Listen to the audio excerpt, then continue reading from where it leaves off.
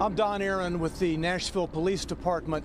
I'm going to give you a law enforcement overview of what's happened this morning. With me is Kendra Loney from the Nashville Fire Department, who will talk about the fire department's actions in regard to this morning's call. This is going to be a brief update as to what has occurred. There will be more from this spot later in the morning with Chief John Drake and others. At 10:13 this morning, the police department received a call of an active shooter inside Covenant School, Covenant Presbyterian Church. The police department response was swift. Officers entered the first story of the school, began clearing it. They heard shots coming from the second level. They immediately went to the gunfire. When the officers got to the second level, they saw a shooter, a female, who was firing. The officers engaged her. She was fatally shot by responding police officers. There was a 5-member team who was on the second floor at that time. 2 individuals from that 5-member team opened fire on the shooter. We know at this point that this shooter is a female. She appears to be in her teens, although her identification has not been confirmed at this juncture. We know that she was armed with at least 2 assault-type rifles and a handgun. We are efforting now to identify her. She entered the school through a side entrance and traversed her way from the first floor to the second floor, firing multiple shots. We now know that there are 3 students who were fatally wounded, as well as 3 adults inside the school. We are working to identify those victims. Including the shooter, a total of 7 persons were killed as a result of this morning's incident at the school. By 10:27, the shooter was deceased. The officers had engaged the shooter by 10:27, and she was deceased. Again, I said the first call came in at 10:13 this morning.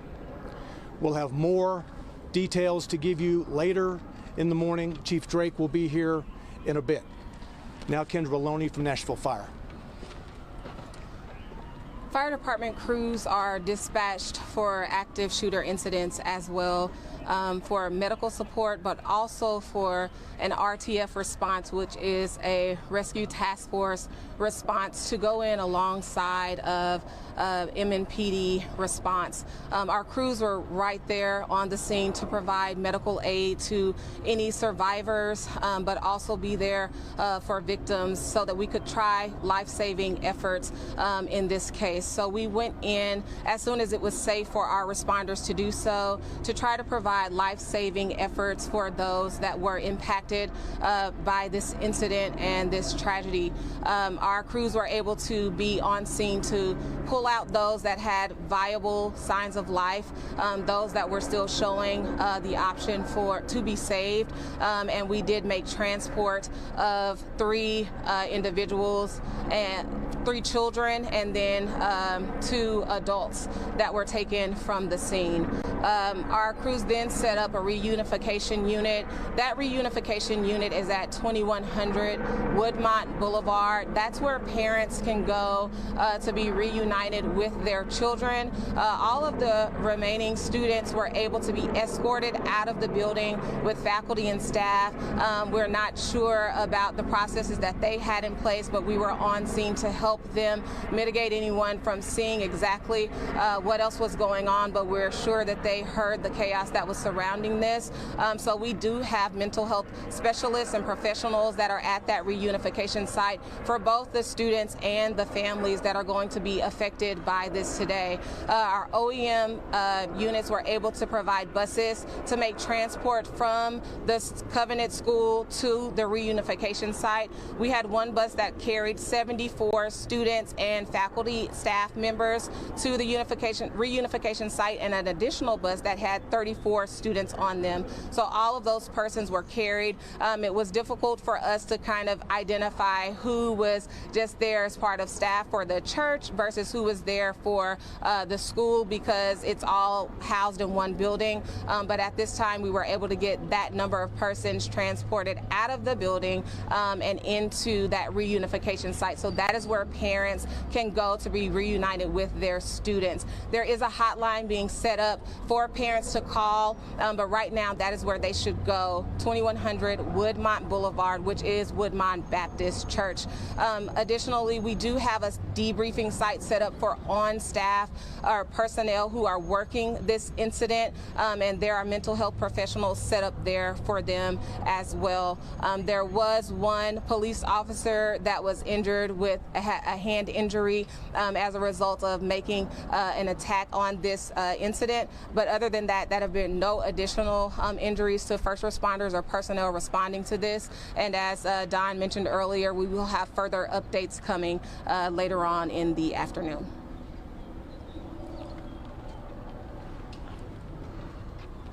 So on a typical day, there would be about 209 students inside the school and approximately 40 to 50 staff members, about 42 staff members. I'll take just a couple of questions before we go back. Clear. So the 7 dead, and then nature of injuries, how many injured, do you know? That maybe are being treated still, or injuries? I know first responders weren't, but... An officer had a wound from cut glass. That is the only other injury that I'm aware of. Do we know if the injuries to the students, are they critical or in condition? The 3 students are deceased. The 3 students who were shot are deceased. 3 staff members who were shot are deceased. That's a total of 6 victims, and then you have the shooter who was engaged by 2 of our police officers, part of a 5-member team, and she is deceased, for a total of 7 individuals. There are no other gunshot victims, non-lethal, that I'm aware of at present. Do you know how many people were shot? Do you know how many people were shot before the police engaged the shooter? No. Do you know if they shot anyone after they engaged the shooter? Do you know if the shooter was able to shoot anyone else? Does the shooter have any connection to the school that we know of? We do not know who she is at this juncture. We're trying to identify her. She does appear to be in her teens. Again, with 2 assault-type rifles and at least 1 pistol. Do we know if there are any threats or previous recent incidents that was connected up to the school or the church? No, I'm not. Was there an SRO or an SSO working at the school? No, this is a church that operates a private school. There was no Metro Police personnel assigned to that building at any time.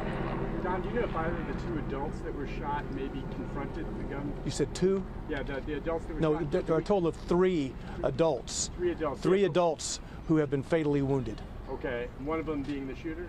No. No, okay, so 3 total. Do you So know let me go over this again. Okay. You have a total of 6 victims, 3 students who are deceased, and 3 adult staff members from the school who are deceased. The shooter herself makes 7. Do you know if one of the 3 adults maybe confronted her? I do not. Are they teachers? There is video from the school that we are viewing now to try to learn exactly how all of this happened. Can you say where the victims were located? Were they in the hallway, in a classroom? I cannot at this juncture. As you know, 5 of the 6 were transported. So we will get that information later in the day. Did police engage with the shooter inside a classroom or in the hallway? Do we know the location? It is an upper level part of the school. It's kind of a lobby type area. It was not in a classroom per se. All right, we'll be back shortly with more detail. We'll tweet out, give you a 15-minute or so notice before the next one, okay? Thanks.